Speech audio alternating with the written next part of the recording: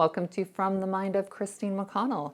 Today we are baking a pie, and not just any pie, a mulberry pie, which we got really lucky. I didn't realize this when we bought this property, but there is a mulberry tree out here, and we don't have those where I'm from, so this is a very exotic project. Now everything is ripe and ready to go, so we just need to get a basket and go out there and see how many we can gather.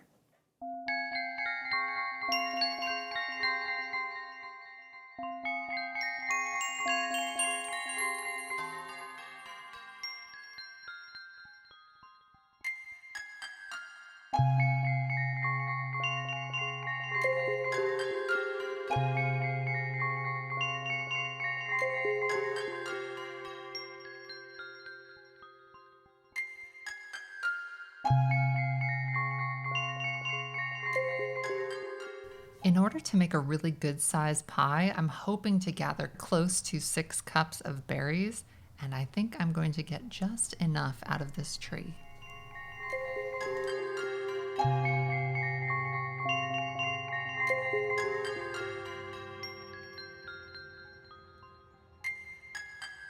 All right, so we have a decent bushel here of berries. I need to go in now and de-stem each one of them, which is a little time consuming.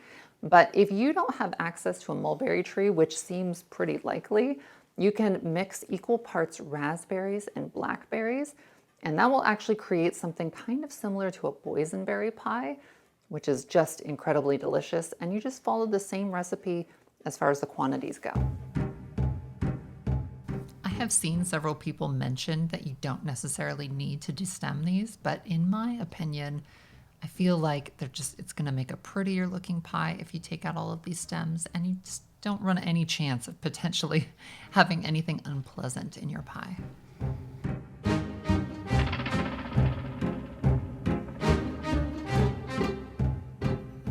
Now, off topic a little bit, I'm just going to make a PSA about pests and bullying. Whenever you come across somebody who's giving you a hard time right out the gate, it is the very best thing you can do to whomp them immediately, because you can blink and suddenly they have gotten much bigger and they become an even bigger pest.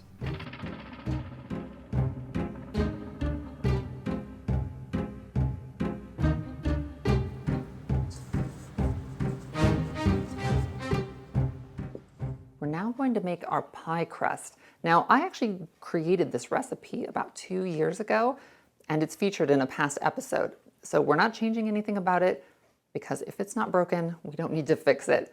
So let's start mixing these components together. I really love large pies, so I always make tons of filling and dough. I'm starting here with 4 cups of all-purpose flour, roughly half a teaspoon of salt,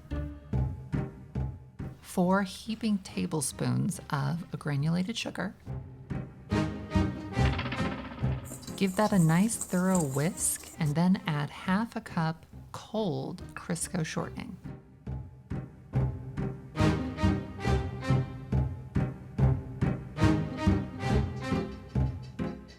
Mix that together with a pastry cutter until your ingredients are nice and crumbly.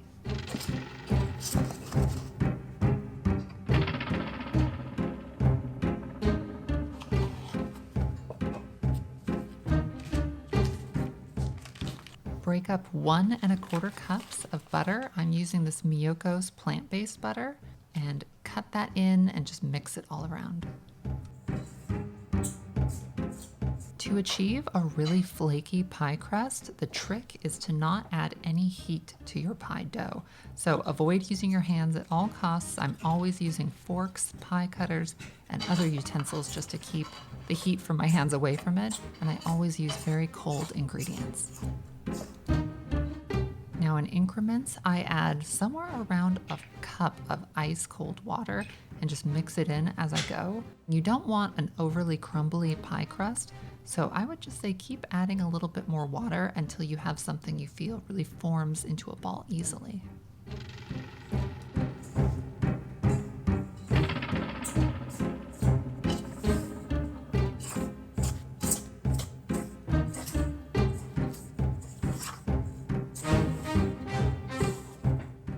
Now you can actually use your hands to form the dough into two distinctive balls. Once you've done that, I like to wrap them and put them in the chiller for at least an hour, but I typically end up doing it overnight.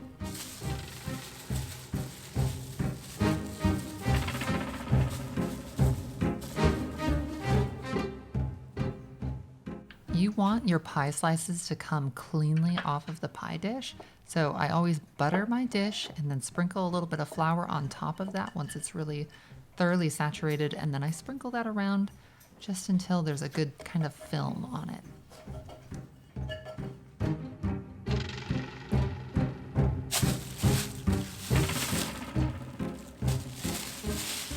We can now roll out this first sheet of dough, and this is just the base that goes over our pie dish. You want this to be pretty thin. I feel like pies look a lot more attractive when you keep the crust fairly thin. I've discovered the fastest way to transfer the pie crust into the dish is to just roll it out on parchment and then quickly flip it over all at once.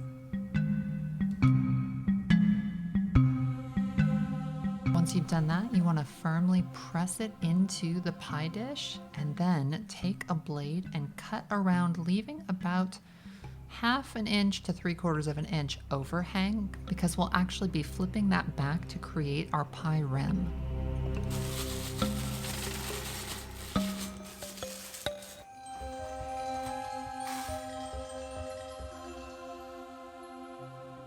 Now, while that is chilling in the refrigerator, let's make our pie filling. I could not for the life of me find my lemon zester, so I'm just shaving off the rind basically and mincing it until it is super, super fine.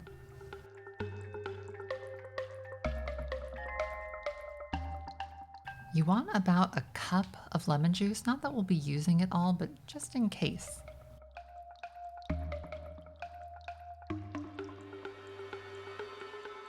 With our lemon juice set to the side, we're now going to, in a new bowl, add 1/2 cup of flour, 3/4 of a cup of sugar, and another 3/4 of a cup of light brown sugar.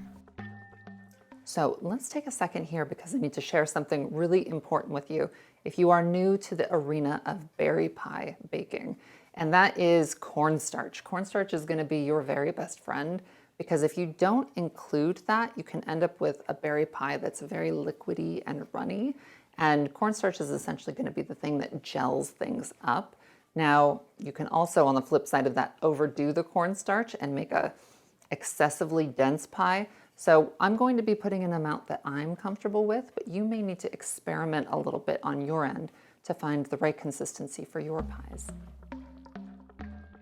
I'm going with 6 leveled off tablespoons of cornstarch, 1/2 teaspoon of salt, 1/2 teaspoon of ground cloves, 1.5 teaspoons of cinnamon, and then whisk that all together until evenly combined. So now we need 6 full cups of the mulberries that we picked. And then once we have that, we're going to pour that dry mixture over it and combine until everything looks nice and dusty. I'm now incrementally adding roughly about 1/2 cup of the lemon juice and mixing it together just until everything starts to look just a little bit moist. To amp up the flavor just a touch more, we're adding a heaping tablespoon of maple syrup and slowly and delicately mixing that together until the consistency sort of resembles oatmeal raisin cookie dough. And then finally, we're adding that lemon zest.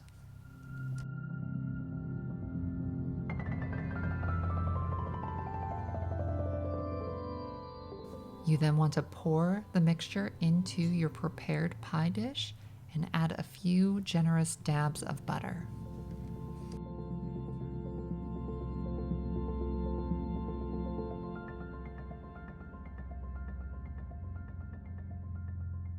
So I've just covered that lower portion and put it in the fridge.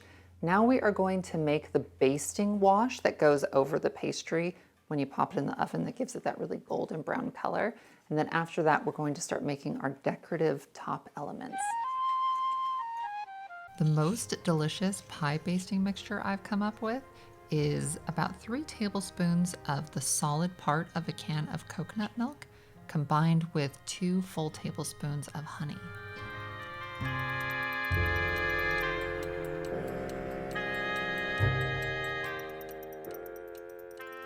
I'm so excited because it's finally time to start making the decorative top for our pie.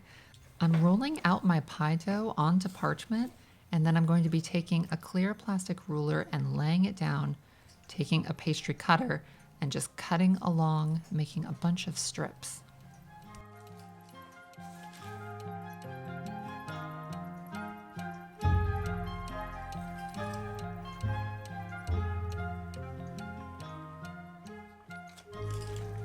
I've pinched 3 strands together, and now I'm just weaving them one over the next until I create a beautiful braid.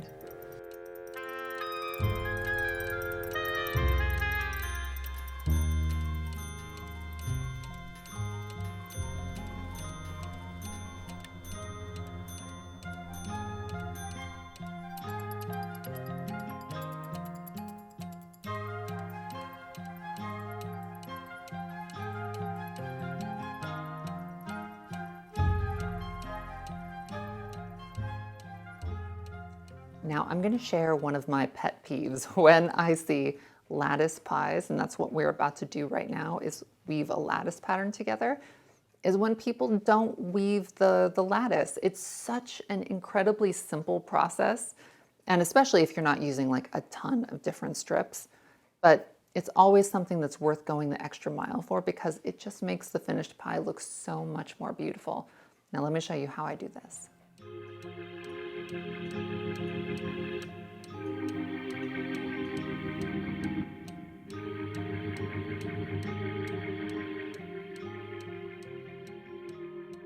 Once you've laid down your first layer of strips, you want to go every other one and bend it back to the beginning.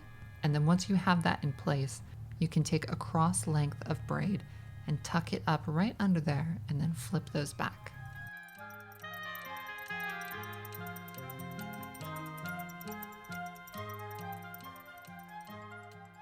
For the next strip down, you just alternate the braids that you flip back and follow the same process over and over again until you reach the end of the pie.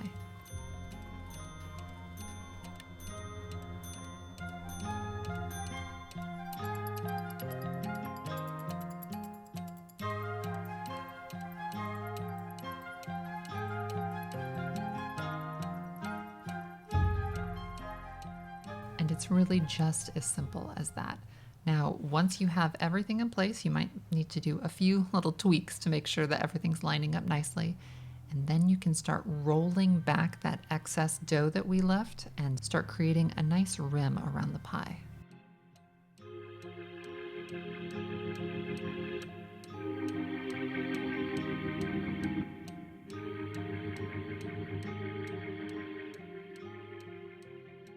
Once that's beginning to look nice and even all the way around, you can start crimping that rim. And this is kind of a fun technique. It's really, really not too complicated. You're essentially using the knuckle of your index finger and your thumb on both hands and just basically wedging them together one after the other until it creates a pretty uniform looking crimp.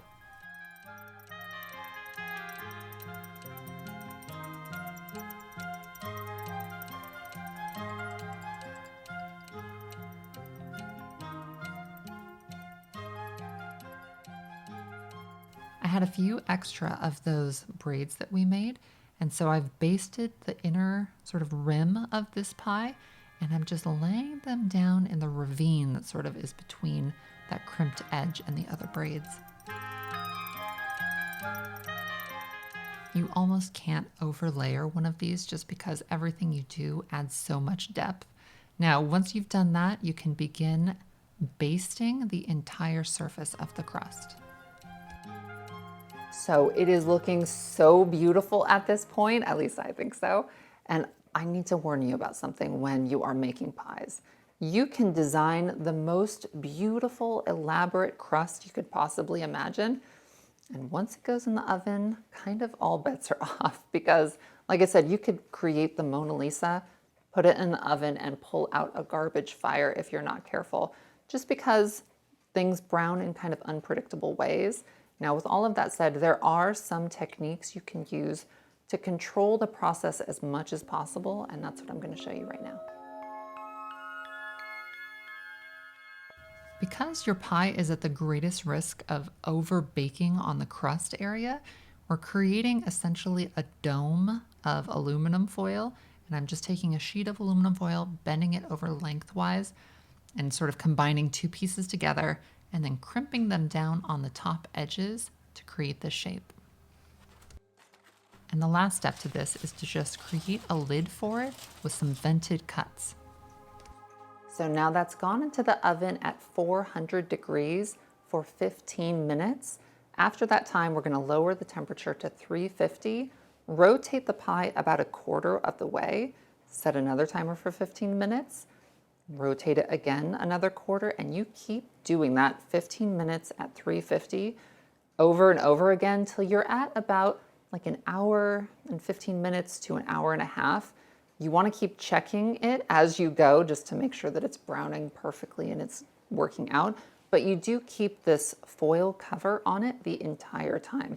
But you do want to keep that lid on the cover just loose so you can peek in every now and again and make sure the progress is working out how you want it to.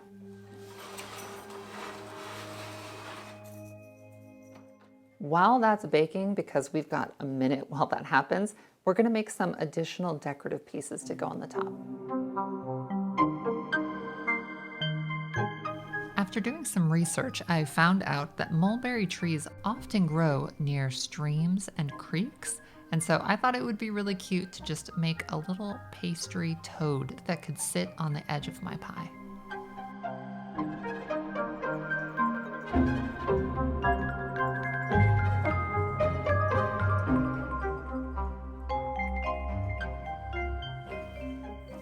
Just so you know, sculpting out of pie dough is obscenely difficult just because it's just not really conducive for it. So you do have to, kind of persevere through a lot of tedium and just trying to make the little cracks and creases blend together.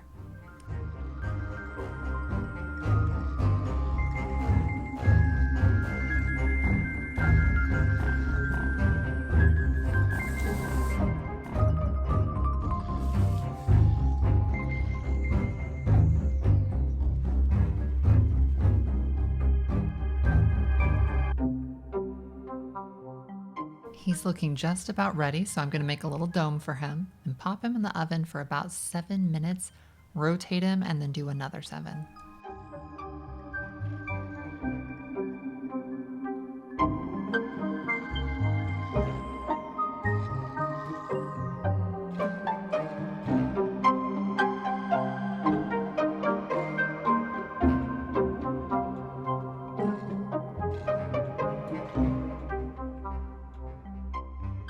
I have not been able to use my pastry paints in so long, and you can get these at cake supply stores, and they're really, really useful for something like this, just because in case he browned a little bit too much anywhere, you can use those mixed with just a little bit of vodka and just brush them on those areas. And then after a moment, the vodka will evaporate, and then you're just left with this beautiful pigment.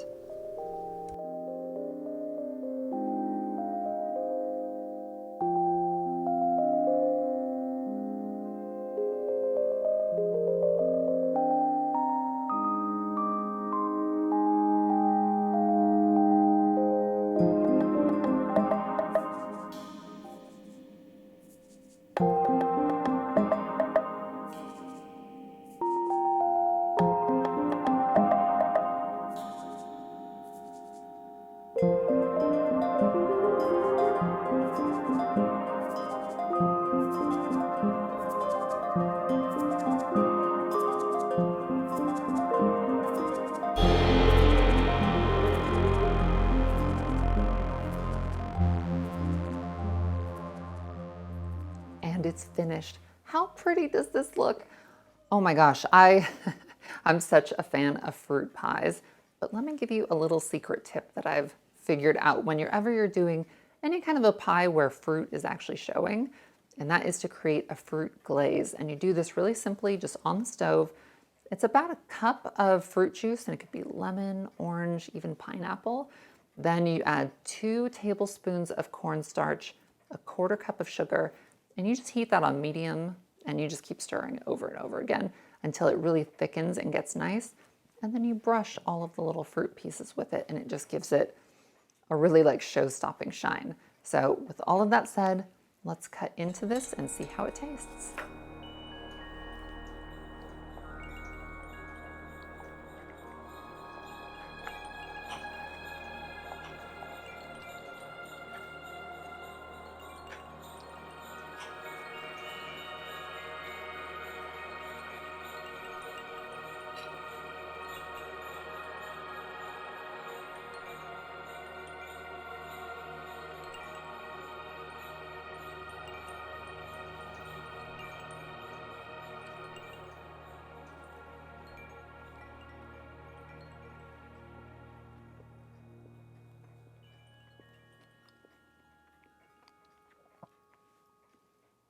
Oh my God. That is so delicious. It's the it's the most delicious pie I've ever made. And by the way, I made a backup pie that I used the blackberries and raspberries on, and it was so delicious.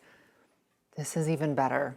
I've never had this flavor before, and it is incredible. So see if you can get some mulberry somewhere, because this is something you are going to definitely want to try. So anyhow, thank you so much for watching. I hope you've enjoyed this. We are finally starting to ebb closer and closer to Halloween, which I'm so excited about. And most of our projects leading up to that are going to be a little more dark and spooky than this one. So stay tuned, and I will see you again very soon.